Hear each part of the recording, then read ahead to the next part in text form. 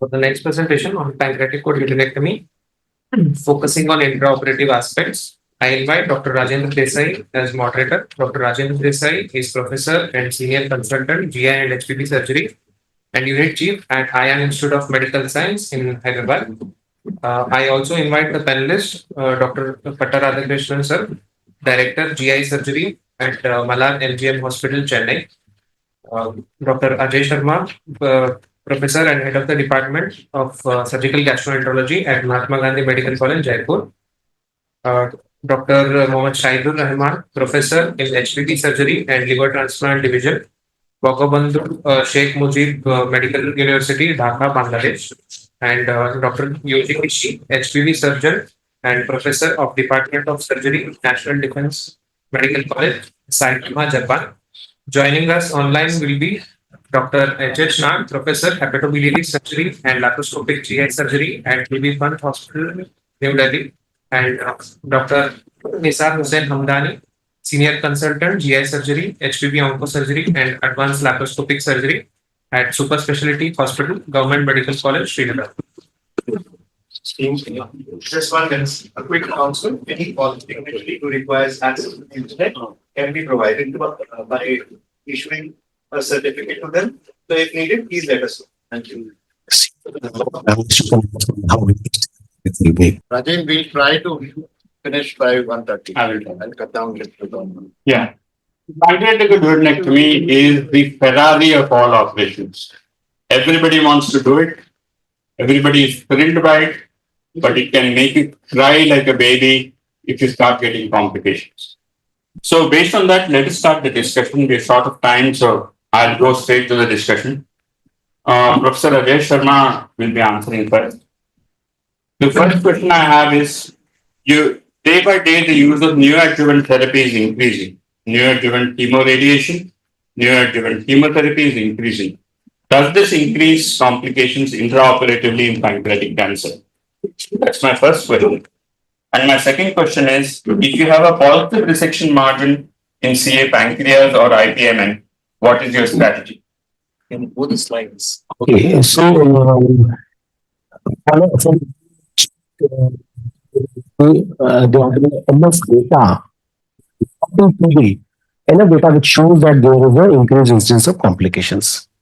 The complications, but the thing is that these complications are not severe. These complications are only in the form of skin infections, subcutaneous collections, and maybe a leak. If you go details into these articles which are related to bowel, you will identify that neoadjuvant therapy has a complication related to the therapeutic aspect of the medicine. So what all it can cause is, it causes a lot of destruction of the cells. There's less of regeneration. There's lots of vasculitis in this group of patients. So you have to tailor your procedure on your timing. As a rule, we have made it that best time is around 45 days, wait for 40-45 days. But depending upon what chemotherapy you are using, it can get deviated. It can get different time intervals. Sometimes maybe in 17-18 days, a lot of vasculitis has resolved. Now, if in a PD, if you operate with a patient who has a vasculitis, who has less of regenerative capacity, definitely all complications of PD can increase. There is not literature. All the literature shows that there is no increased incidence of complications. That is just because most of the surgeons who do it following the neoadjuvant therapy take all the necessary precautions. So the most important benchmark or message for everybody is that if you don't understand what that chemotherapy is doing, don't do that following neoadjuvant therapy. If you understand what it is doing, then only you should undergo the surgery. Second thing, the neoadjuvant therapy is given with a particular intent to reduce the tumor size. So what happens very often is, you're given a chemotherapy, the tumor is still compressing onto the portal and you want to do it. No, that's a wrong way. It is still, it goes into an unresectable category. It was actually not a borderline lesion. So you have to understand, if the wrong chemotherapy or a wrong timed chemotherapy has been given, it is not a borderline lesion. That does not indicate surgical intervention. Can I have my second question? You were asking something? Positive resection margin of error. So definitely for a CA pancreas, it is relatively easy.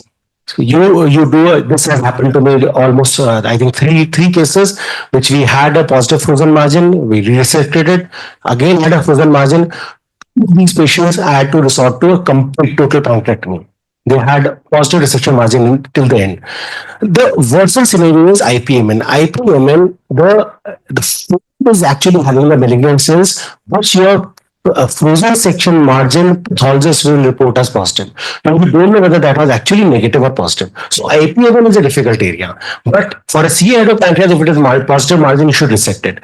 IPMN, I would go by, if it is having a it scan showing the hyperactivity at other places, I would go for a resection. But head margin positivity means a complete resection. Sometimes you may have to resort to total pancreatectomy. Thank you, sir. So, Dr. Nisar Hamdani, the questions are, what are the preoperative predictors of a difficult pancreatic anastomosis? Before you start your procedure, can you say that I'm going to have difficulty with this pancreas and prepare for it? And if so, how would you prepare for it? I think Nisar doesn't join. I don't see him. So maybe Patta? What are the preoperative predictors in difficult pancreatic anastomosis? Now, one of course is a small duct. Then two is any suggestion of a soft pancreas. These are things I can think of preoperative prediction of a difficult pancreatic anastomosis. So, markers, soft pancreas, which can be identified preoperatively, not as difficult. Preoperatively, if you find a fat around the pancreas, that is a subtle marker that you will have a soft pancreas.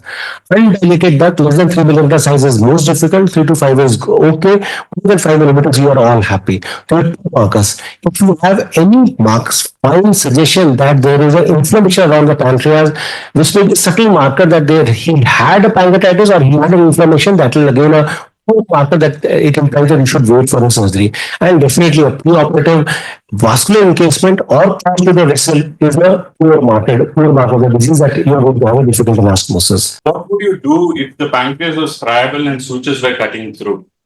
What about Blumgart's procedure? Would you use that? I have to tell somebody who has to answer it. Otherwise, Dr. Yoji Kishi? When it gets into further pancreas, sometimes we need to additionally to us unique method of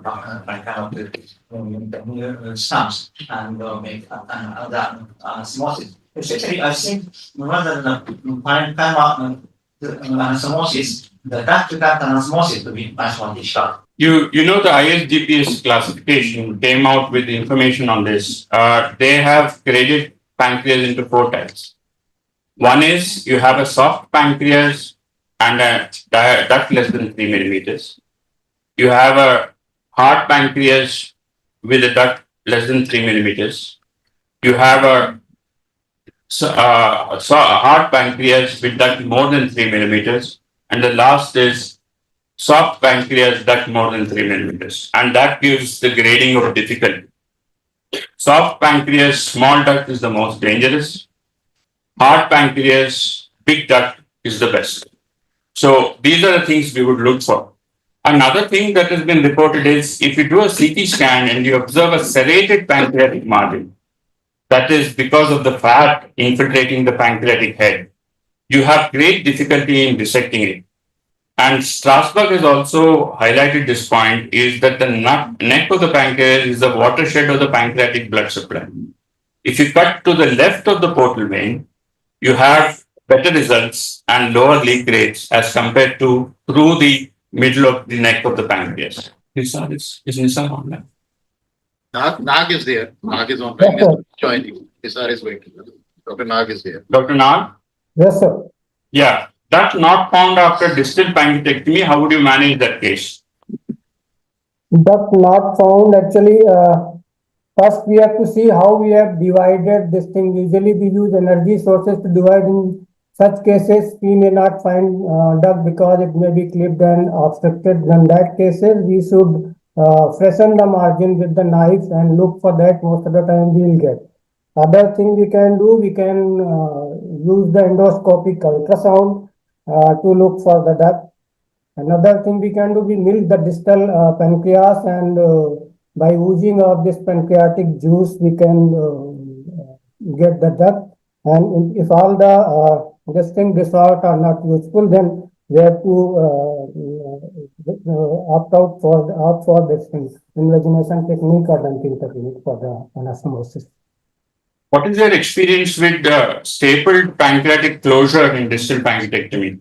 Is the risk of, without ligating the duct, if it just slides through with a device, do you find that the leak rate is higher, or is it the same, or it is less? Usually I do, if I divide the testicle, I further overrun with the proline suture, and usually I don't have any leak most of the cases. Thank you, sir. So what are the indications of biliary stenting? This is a controversial topic and this keeps coming back every meeting. We don't know when we have to stent the biliary duct. It's well known that in obstructive jaundice, you have a higher incidence of cardiac suppression. Bile salts act directly on the heart and they can cause hypertension in the intraoperative period. There are many people who would stent a duct when the value is 15. The controversy is ongoing. So, Patta, would you like to answer this question? Can I go to this When next would slide? you stent? Next slide, yeah. Now, actually, the common indications are symptomatic jaundice, cholangitis, but these days, these are uncommon. The commonest indication at this moment is the patients for planned neoadjuvant treatment. Next slide. Can you move the slide? Yeah, actually, as Dr. Ajay was commenting on patients with neoadjuvant, actually the number of patients coming into the category of borderline resectability is increasing progressively, and we are more aggressive with neoadjuvant treatment. So this is the category which are the ones who will benefit by preoperative stenting. Just move on. Now, the most important take-home point is preoperative biliary stenting should be avoided at all costs. Actually, historically, if you see the biliary stenting for malignant obstructive jaundice started in 60s, 70s and progressively increased by 2000, and everybody is doing, even now at this juncture, majority of the patients whom we get to see are the ones who already been stented. I mean, that is, the message has not gone well to the physicians, but they, that's their learning curve. They try learn sending the CBD for a malignant obstruction, but it should not be done. The reasons are, one is there's a procedure related morbidity, and there will be migration of bacteria from the duodenum into the biliary tree because the sphincter is violated, and three is the subsequent whatever organisms that grow in the bile are very resistant. In addition, the stent in itself can cause some sort of inflammatory reactions. All these things are the cause for patients having trouble after PD when we have a preoperative biliary stenting. Next one. Having said that, I just want to make one point here. There is something called a Pombilast technique. I don't know how many of you know this. This is tackling the bile duct last when you do a Whipple's procedure. You start with a cattle branch maneuver, then you go for a Cocker's maneuver, then you transect the stomach, then you transect the jejunum. Keep the bile duct unopened till the end of the Whipple's procedure. Slide. When you do that, you're not, because one of the commonest causes of in postoperative infection, intra-abdominal or wound infection are due to the infected bile there. So, and the very, very precautionary thing, you open the bile duct at that juncture after the pancreatoduodenectomy is over, and then suck out all that, remove the stent and do an anastomosis. This is what is called the Pombilast technique, and this seems to sort of decrease postoperative morbidity when you have patient already been stented. Yeah, Can I ask some small thing? Yeah. But how does it make a difference if you open the bile duct early or late? Even a drop of bile will have 10 to 10 bacteria. So once it is having already having, even a drop of bile will lead to a localized infection as well as a systemic infection. So maybe I feel it the other way around, that let it drain as much as possible. Open it up early. Let it drain as much, let the bile get sucked. You have 3 times option to wash once you have resected, once you are doing a PJ, then once you are doing AJ, you have 3 times to wash. So possibility of maybe it will not make a difference, but if statistically it has shown a difference, maybe that is important. Yeah, see here, this one group has shown some results with this. So this is a new technique. I don't think anyone will follow. Actually, one of the first things we do is open the bile. We do open the bile duct, do decompress the bile duct actually. Actually, good bile will keep flowing at the end of just before when we go in, and we are happy about it. The liver congestion comes down. That's the first thing we ever do is the bile duct. But this is an interesting twist to this procedure of this particular group has done a few cases and have seen that there's a difference, and I think we should keep our minds open about it. I did this coming actually to understand the basic procedure. These people who have to do all laparoscopic procedures, the Pamela's technique when they have put it in. So when you do a lap thing first, and most of the people when they divide the neck of the pancreas, they divide the uncinate from the portal vein from upwards, not from above down. As we do from head to foot, but in this we do from foot to head in laparoscopic. So once you do it from foot to head, you keep the bile duct intact and then remove it at the end. So it is implemented onto the open procedure. This we used to do, we still do it very often. So I think that is the only thing, and it has been given a name. Whether it will have an advantage, you don't know. Yeah. Very good team. I cut off that it's a good idea what you say. Your time follows that I bring the That's yes. Yeah, so that is the bile. Both of them, yes, are also. Yeah, the denuded bile duct of dissection. I mean, actually, I haven't come across a situation where I can make out the bile duct is denuded. Next slide. It's quite uncommon. And but then the problem with the denuded bile duct when it anastomosis in a Whipple's procedure, these are the ones who can lead to bile leak in the postoperative period, and also anastomotic stricture, and these two are difficult to manage subsequently. Slide. Now, one should understand the blood supply of the bile duct. You see that it's got the upper ducts, especially left and right ducts, get the blood supply from the right and left hepatic artery. There are small branches there, but the majority supply they get from the gastriduodenal, pancreatoduodenal, and then vertical arteries at 3 and 9 o'clock position. Whenever we are operating on the bile duct or transecting the bile duct, we have to make sure that there are 2 arteries there, and we don't, denude the whole thing, the upper bile duct especially, because we're going to transect above the cystic duct level. Likewise, we shouldn't try to loop the right and left hepatic arteries when I'm doing Whipple procedure by doing lymph nodal dissection. That will cut off whatever blood supply that can go to the right and left duct. So it is very, very careful of tissue dissection around the bile duct and the proximal vessels above the cystic duct. Slide. Now, you also realize that about 60% of the blood flow for the bile duct goes from below and only 38% comes from above. And we should be very, very careful of not injuring the 3 o'clock and 9 o'clock vessels. Slide. Now, more important than that is the presence of vascular issues in these patients.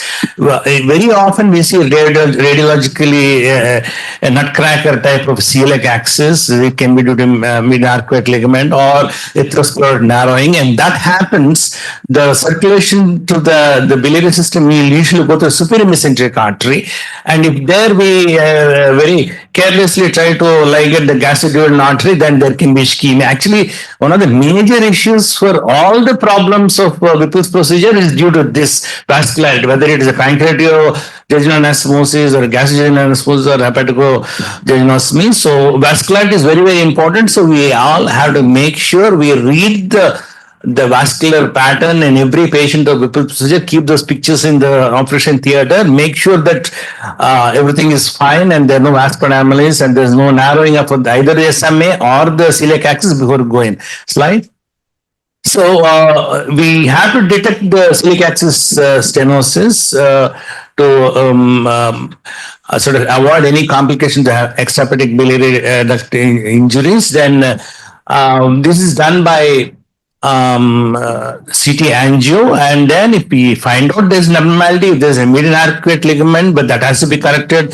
If there's a definitive narrowing of the celiac axis, that has to be corrected either by interventional radiology or by a vessel graft and so on. Slide. But having said that, if you really see that the proximal ducts are not bleeding at all, actually, if you see when we release the clamp, whatever bulldog we apply to the bile duct, there will be more blood than bile coming out, and I see that I'll be very happy that okay, the vascularity is good. We see only bile and no blood is a thing of issue when we have to go more proximally, and then we sometimes have to go into the left duct and make a bigger anastomosis, and very rarely I haven't seen literature either that we have to just put drains in both the ducts and tide over the time and then later on go in. So the proximal or bile duct denuding has to be managed on these lines. Regarding the question on bile staining, this is something which I see often actually. However, well, you do an anastomosis hepatoduodenectomy, you have some bit of a bile staining, and that is a thing we have to keep in mind. Slide now. The thing is, whenever we do a hepatoduodenectomy, biliary enteric anastomosis, we would have to stay sutures on either side so that you'll be able to turn it, see the posterior aspect. Quite often, the leak will be from the posterior aspect. First, if you see any staining of the gauze, you try to take extra, just see the anterior line, suture line is all right. If there's any, very commonly, the triovicral, in spite of putting 4 knots, they might come off actually. Coming off these knots are not uncommon, that we have to be very sure. If there is an extra defect, you take a suture, making sure that you don't take a cross bite. If the anterior suture line is normal, you just turn it around, see the posterior suture line, and then if there's a issue there, you have to suture it. In spite of it, still is leaking, open the anterior line completely. I do interrupt it, some do continuous, and then suture again the posterior thing, then suture anteriorly. Now, occasionally you have to completely redo the anastomosis. These are the ways you deal with bile staining or but then one thing is, when in doubt, redo the entire anastomosis and slide, and should close the abdomen till your gauze becomes white. If you close the abdomen with a drain with the bile leaking, that's the best time you can do anything there. All other times, of course, majority of the times, the small leaks will stop on their own, but we shouldn't take a chance. Yeah, the next question is to Professor Yoji Kishi. What is the approach to hemorrhage in pancreatic duodenectomy? What are the various causes and how do you tackle them? Thank you for the. This is also a very fearful situation. First of all, we must. It is mandatory to encircle the upstream and downstream of the brain or in the vascular structures, especially in cases with vascular resection, would be indicated to control the incidental hemorrhage by using the tapes and circuit tapes. It will be very easier to control and perform complete hemostasis. And in cases with hepatic vascular injury, the most fearful situation with the injury just behind the pancreatic coma, which will be very difficult to visualize the site of the injury. But in such cases, first of all, anyway, this structure for the hemostasis, and then if you cannot visualize the injury, usually the dissection behind would be helpful to visualize the site, and then after the vascular structure, you can safely and calmly close the injury sites using a product. Thank you. So, Professor Rahman, what is the effect of abnormal vascular anatomy influencing intraoperative complications in pancreatic surgery? Thank you very much for giving me opportunity to say something here.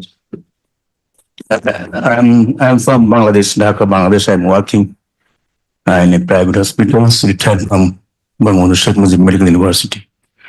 The question is that aberrant hepatic, how it affects the outcome of PD. It's because most of the livers supplied by the common hepatic artery, that is dependent on right leg branches, supply the whole liver. And that when we are doing liver operations, there is vascular anomalies like aberrant artery that is replaced right hepatic artery or accessory hepatic artery. And if you ligate about during operations, major disaster may happen, like ischemic hepatitis or liver failure or sepsis or mitochondrial failure. So before I go, next slide, please. Discussing about this anomalous arteries, I'd like to say of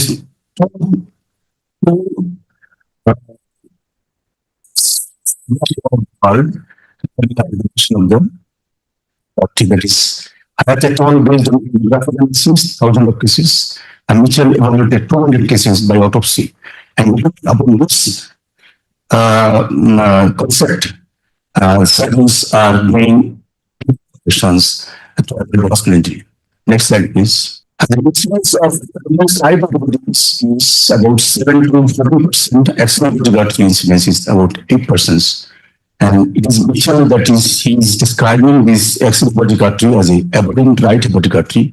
Incidence is 7% to 21%. Next slide, please. These arteries, how injury happens? There is a major chance of hemorrhage operations, and there is local recurrence of cancers after these operations. And sometimes aberrant hepatic artery does not comprise radical intent of surgery. But the Western centers, they are doing the practicing without disturbing the aberrant artery, and their success rate is very high, but center should be highly established center. Next slide, please. Situations like complete engineering, the graph is very much important for the evaluation and detection of the vascular anatomy. There are two programs for PD surgery, or is conventional approach, and there is artery first approach. It is a conventional approach, usually like to crocodile the key with followed by lymphoidectomy, lymph is common by that pancreas, and clearance of connective tissue around the SMA. Artery first approach, this will continue around the SMA, like this of inferior artery, that leads to decrease of less blood supply, leaving restriction around the head pancreas. Next slide. Usual side of aberrant artery origin. Single arterial variant is more common. Replace right usual origins from SMA, GBA, and celiac trunk. Replace left aortic artery, some origins from left gastric artery. Replace GBA origins from celiac trunk and SMA. Extrahepatic artery origins from SMA. Replace gastroepithelial artery origins from celiac trunk, and replace middle colic artery origins from GTA. Next slide. Morbidity and our own sections does not increase outcome in the PD operations. Local evidence PDA without local evidence of arterial encasement may have infiltration in the celiac trunk and have contribution to positive decision margin and local recurrence.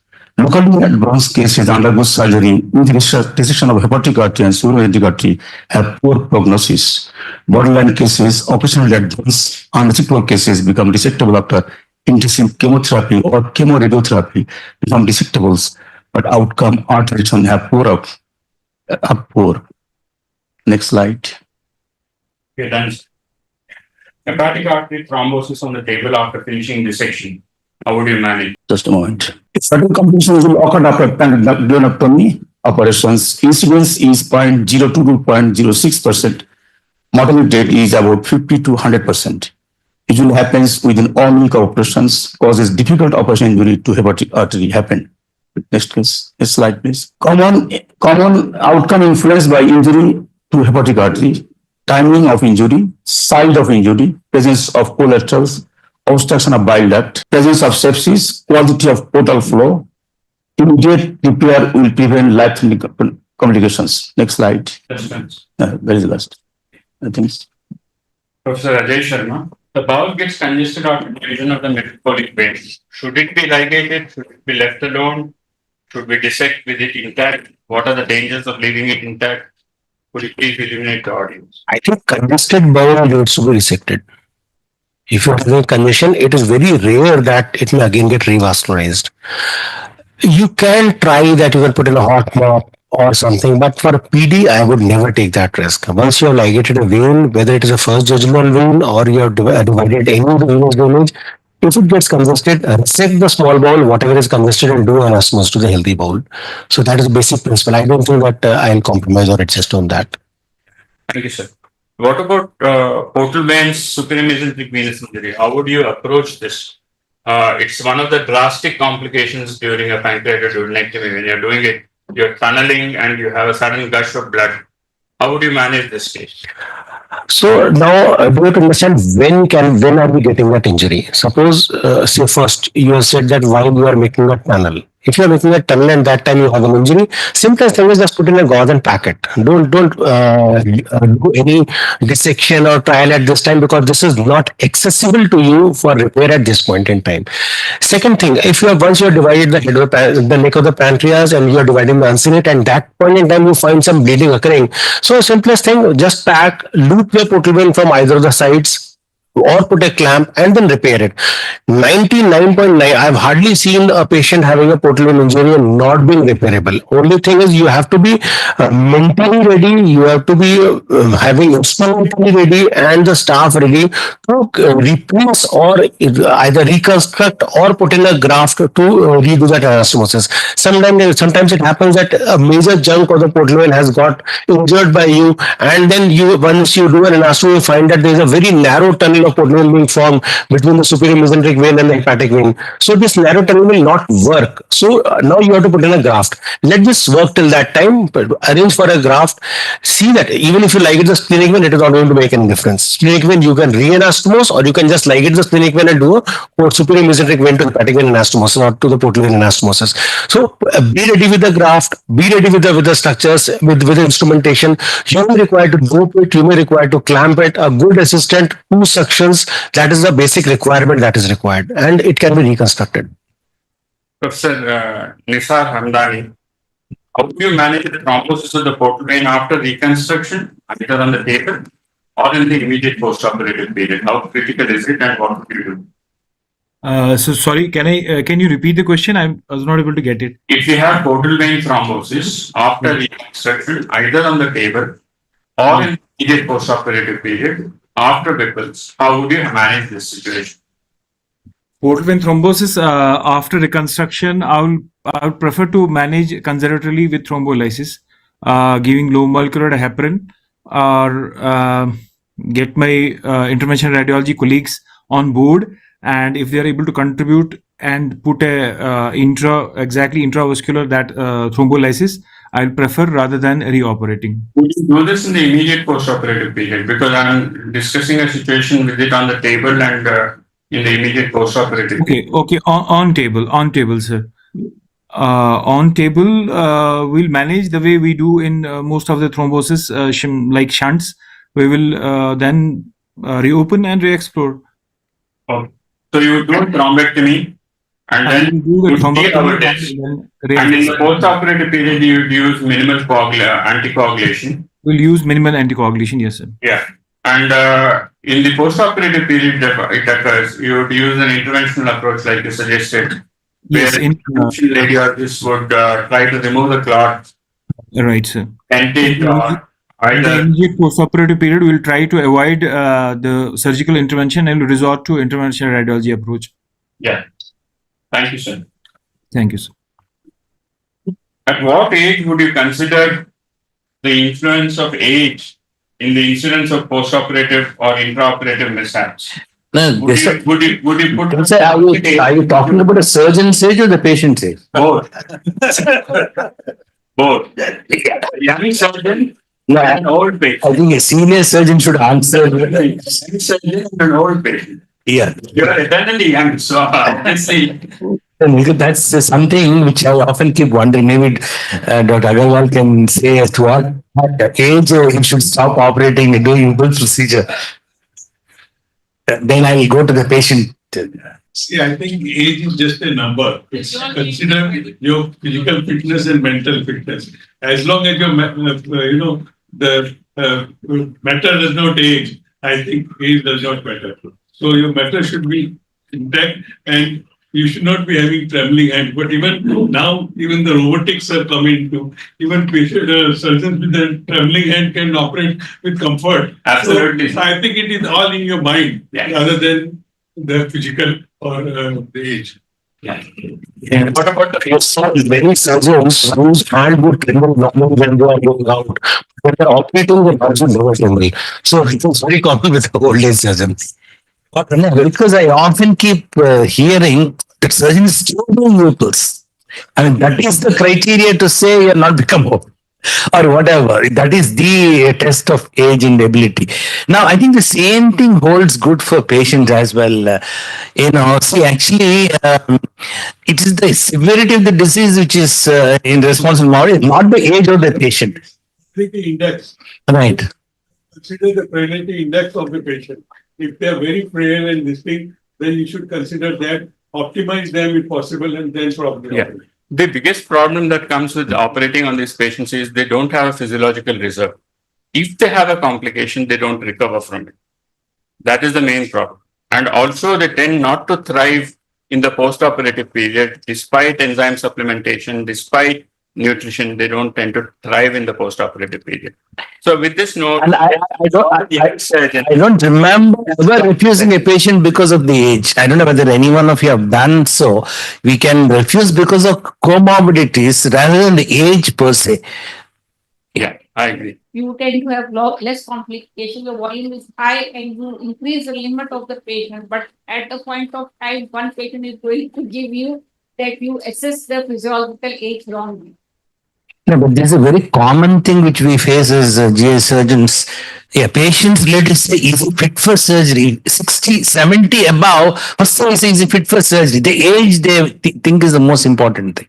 But as the literature says that age is no bar as far as pancreatic is concerned. So with this, we'll summarize the findings of this session. One more question. Yeah, discover cirrhosis during workup or during exploration for either a pancreatoduodenectomy or a distal pancreatectomy. How would you manage cirrhosis?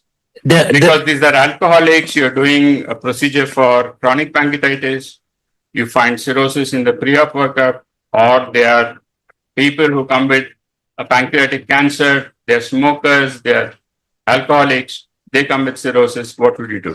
Now, actually, if you see, chronic liver disease is increasing worldwide.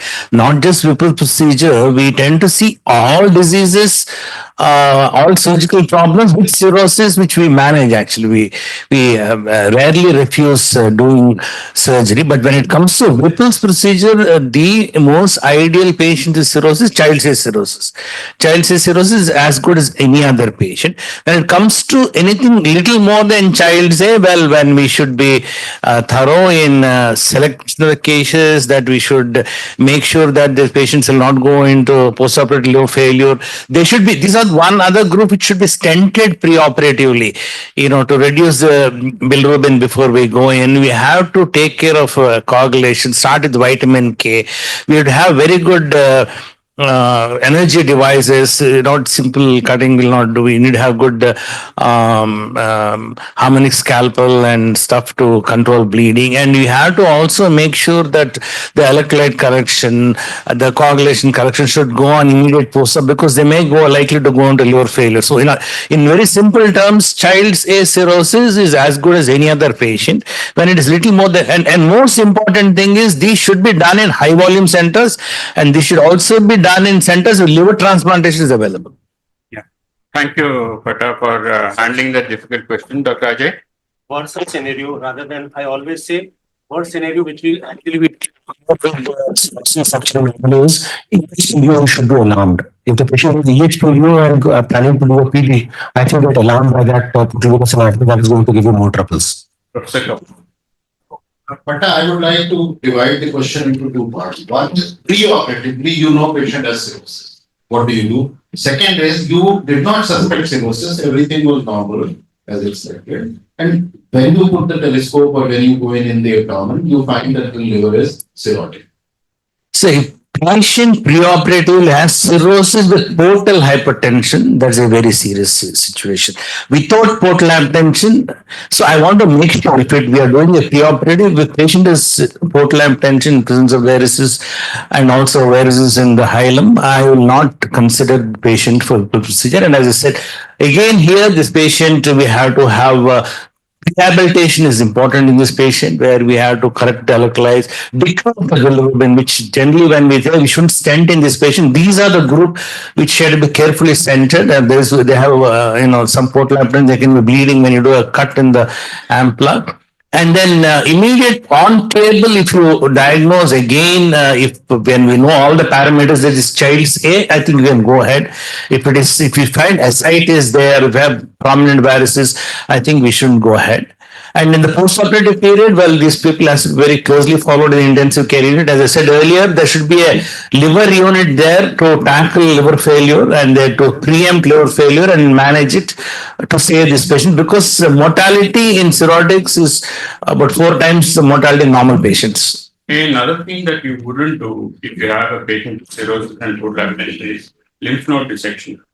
Lymph node dissection in either carcinoma of the stomach or carcinoma of the pancreas is very dangerous, leads to a lot of oozing, blood loss, and rupture of retroperitoneal varices. So you have to be very careful. You have to individualize. You can't give a blanket recommendation. You have to individualize. Definitely. So I lay these questions open to the floor, please. Yeah, First, I'm also agreeing if the patient have a cirrhosis, already knowing the cirrhosis pre-operatively or per-operatively.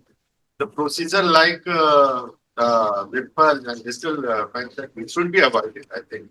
Because the cirrhosis may lead to the very lethal kind of complication, decompensation, even with the lapoli, even with the IPOM hernia repair. We have seen the patient remain in the ICU, CCM for the 10 days and it's very difficult to recover. And PD is totally different procedure technically. And if you proceed and you got good result, operatively, we may have a problem in the post. I think the point that Patta is trying to make is, if it's type A or a good B, you can take a chance. If it's a bad B and a C, no. 8 and 7 is difficult. Child A, I think in my experience, I am having around 7 PDs which are in child's A cirrhosis, and I don't remember a patient having 2 of them were doctors' relatives. So I still remember that doctor asking for a PD in that he knows that it is going to be a difficult case, and we have done it and it has gone smooth. So what I mean is, child's A, I think you can go ahead. With everything covered, that he may have decompensated the post-op, he may have ascites, he may have difficult course, but yes, this will not have always. Child B9, B8 and beyond is clear cut no. Even for a lap chole, if you see Mongo saying lap chole, child's B8 or 9 score has a 90% mortality rate. So it applies to any surgery virtually.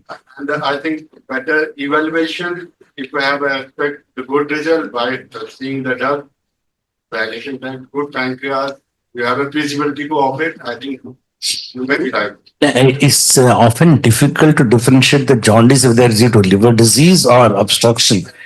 That's another area where Very well. And you have missed our early cirrhosis of child A. That is difficult because he made a very important point that in these patients you should become present on this, when they have better score 8 or less. So these patients you tend to do surgery and you get complications. Couple of comments on arterial anatomy. The preoperative CT, if we look at the arterial anatomy, we should look at the Right, so na jo log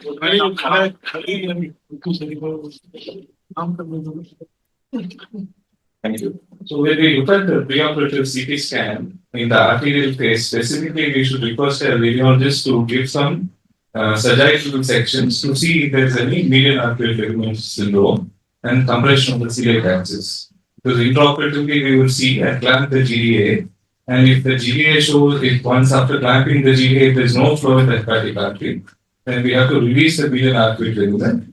Then there will be flow established on the common hepatic artery if it is a celiac artery, median artery ligament syndrome. Yeah, and it's also important to realize that when you have median artery syndrome, because of flow abnormalities, there is endarteritis and there is narrowing of the celiac per se. So CT, pre-CT 3D angiogram is very important in PD and liver sections to rule out this problem, because in these cases, if you have a absent hepatic artery, you're going to get biliary complications. If you have an absent portal vein, you're going to get early death. So in pancreaticoduodenectomy, both these problems are very critical and need to be managed properly. Absolutely. So we have to. What's the incidence? It's quite low. Because somehow I'm having very good luck that I've never seen it. But if Encountered one case. that is fine. I have had one case where intraoperatively we have to release the median artery syndrome and the pulsations reappear. So it's very important as a routine to see all patients.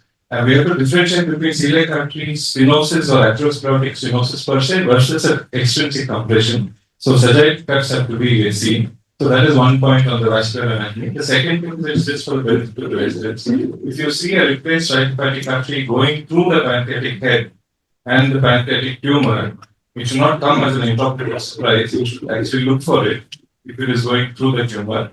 If it is, then intraoperatively it is possible to resect and reconstruct it without compromising oncological safety. If it's a replaced right hepatic artery going through the tumor, you should begin a preoperatively and have a strategy to deal with it intraoperatively. Thank you. Dr. Hridayanath, could you just summarize today's proceedings for the audience, please? I congratulate all the panelists for well coverage of the topic. I'll quickly summarize. Regarding tumor-related factors, Dr. Ajay has clearly stated there should be adequate time interval before considering prosthetic surgery in patients with neoadjuvant chemotherapy, and non-responders should be carefully assessed for the surgery. And in patients who had positive resection margin during the surgery, extended dissection should be tried. And in some cases, it may be only total pancreatic resection may be feasible, may be the option. And in post-operative period, patients should be referred for chemotherapy. And in pancreas-related cases, factors, pancreatic, soft pancreas, small duct size, and obesity have been are the common risk factor, and some scores like fistula risk score or assessment by the CCT and MRI may be helpful to assess the softness of the pancreas, and intraoperative assessment in the form of inspection and palpation finally will confirm the texture of the pancreas. Accordingly, we can tailor our procedure. In patients with fragile pancreas and when sutures are not holding, most of the discussion was regarding maybe we try the Blumgart technique of the pancreaticoduodenectomy. Some literature also suggests transgastric pancreaticogastrostomy and standard pancreaticoduodenectomy may also be the option in such patient. And patient with acute pancreatitis, we should postpone the patient surgery for the future. Regarding ISDPS classification for the deciding the risk, there are four factors, four groups, 1 A, B, C, D. From A is being the best with the non-soft pancreas and more than 3 millimeter size duct. And D is the worst soft pancreas less than 3 mm duct, and lowest risk is with the A type of the cases, and highest risk is with the B type of the case. In patient with where pancreatic duct is not identifiable, we should revise the margin and reassess the relook for the duct. And if still not we could find the duct, then we could resort for the intraoperative ultrasound. Sometimes milking through the distal pancreas may be helpful, and if these are not helpful, then we should resort to the imagination techniques. Regarding a bile duct, preoperative stenting should be done in all cases with acute cholangitis or severe pruritus. However, in patients who are going to neoadjuvant chemotherapy or primary chemotherapy should be given endostenting. And intraoperative stenting, there is no literature to suggest. However, recent study has shown the post-operative fistula rate may be higher in patient with intraoperative T2 placement. And while standing our job, we should reassess, clean the surgical site, then put the saline, look for the site of the leak, and we should re-strengthen that area. Even if the duct is fragile and there is some problem, we are not able to repair, we should place the drain and monitor that post-operative. Regarding the intraoperative hemorrhage, this is the most worrisome complication. If hemorrhage, all cases with hemorrhage, we should apply pressure, identify the bleeder. If this is minor, then we suture, ligate, or cauterize this thing vessel. In major cases, we should put the pressure, clean the area, and call for help if needed, and take another section and attempt repair when everything is ready. In cases with portal vein, superior vein injury, we may identify the defect and suture the defect. Some cases with major injury may require autologous vein graft or vein patch or vein graft repair. Arterial injury, GDS can be ligated. Repair of major hepatic artery and SMA should be done. In patients with refractory hypotension, vasoplegic syndrome usually respond to vasopressor drugs and IV fluids. And in some cases where this thing is not helping, then we should pack and come out and go again for the surgery. Patients with vascular injuries should be, during distal pancreatitis, should be repaired carefully. And patients with abnormal arterial anatomy, all the patients should be evaluated carefully, and most of the abnormalities are usually detectable on CT angiography, and we should prepare properly for the surgery. If some surprise occurred during the surgery, then we should assess them and then safely deal with that. If needed, we can call for help. In patient with weak hepatic artery pulsation, we should replace the ligature that may be abnormally placed or wrongly placed. We should reassess for them, confirm that with the Doppler. Then again, if there is some problem with the celiac artery, like celiac stenosis, release the median arcuate ligament. We may take help of vascular surgeon. In patient with hepatic artery thrombosis, we should confirm that. We should first differentiate from the spasm and between the spasm and thrombosis. Put some warm normal saline, reassess, and do the Doppler. If it is still, if you are sure this is thrombosis, then we should do transaerial thrombolysis and anticoagulant. And some cases it may be required to take the surgical revascularization treatment. In patient with bowel loop congestion, Dr. Ajay said, if it is congestion is not going with the surgical adjustment, then we should reset that questionable segment, and because it is not advisable to take risk in the patient with like surgery. Portal vein SMA injury should be treated properly. If major, there should be direct pressure. We should define the defect. We can call for the help and anastomosis or use the vein graft for this. Thrombosis of the portal vein requires thrombectomy. If it is surgical thrombectomy may be done if it is confirmed on the Doppler. And post-operative period and anticoagulation should be given. Regarding old age, there is no evidence to suggest old age. If everything is fine, their old age is not a contraindication for the surgery. And in patient with cirrhosis, if a child say an early child results, we should go ahead with the surgical resection. However, mortality and morbidity are high. Regarding laparoscopic malignant, whenever we are venturing for the laparoscopic pancreaticoduodenectomy, we should select out patient properly. Patient with periampulary tumor, a small lesion in the head of pancreas, BMI less than 30, no comorbidities, which is contraindicating that prolonged laparoscopic surgery should be there.